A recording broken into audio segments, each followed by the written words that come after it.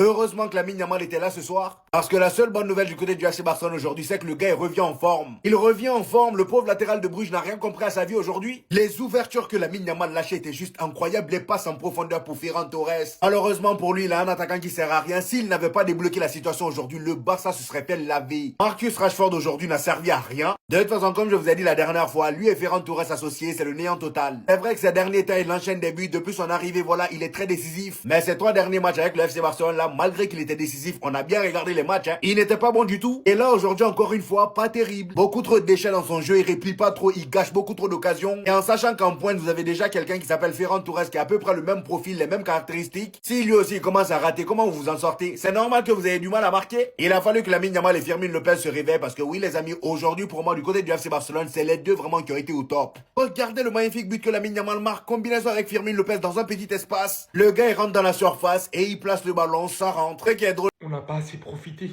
Le Barça ne gagne pas ce soir. Mais leur victoire, c'est ça. C'est le retour de ce malade. Non mais en fait, on est où?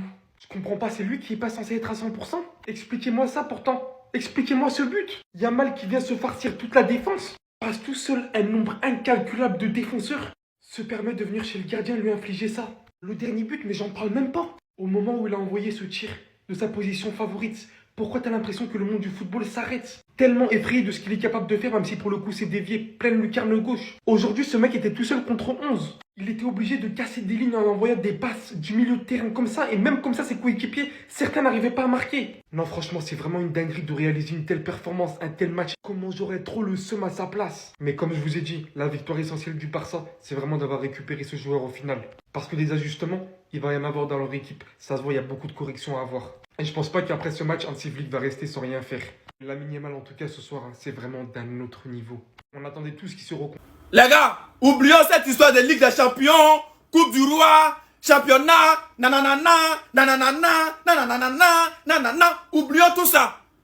Voilà, oublions tout ça.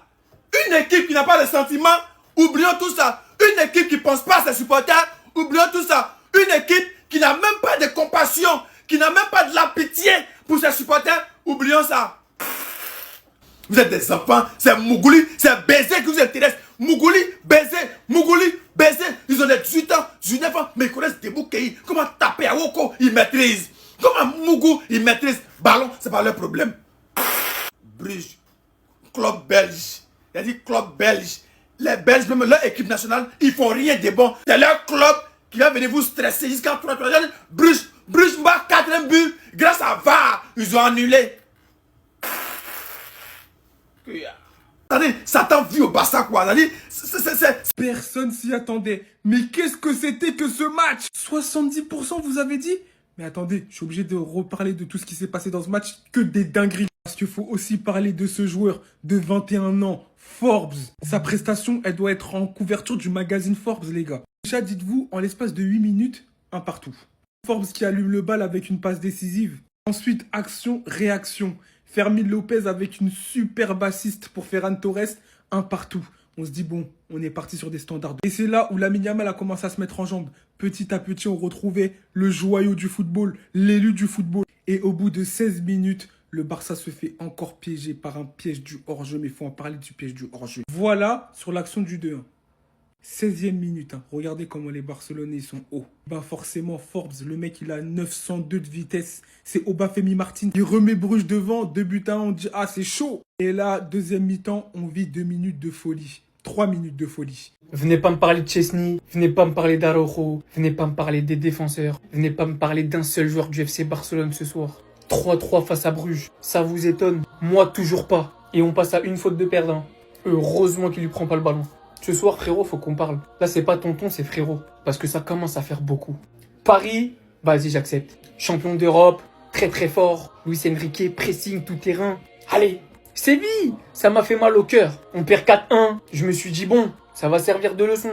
Le Real, il y a des blessés. On perd entre guillemets que 2-1 dans un classico. Mais il faut quoi pour comprendre? Eric Garcia, l'un des meilleurs joueurs de la saison au FC Barcelone, en conférence d'après-match. Ils étaient très dangereux en contre-attaque. En 2 passes seulement, ils étaient dans la surface de réparation. Bah oui, on le voit tous. Sur le terrain, ils le voient, ils le ressentent, on le voit derrière notre écran. Expliquez-moi comment Hansi Flick ne le voit pas. C'est un aspect que nous devons absolument améliorer. Je pense que l'équipe a bien réagi et nous nous sommes créés des occasions, même beaucoup. Oui, beaucoup, beaucoup trop, pour pas finir au fond.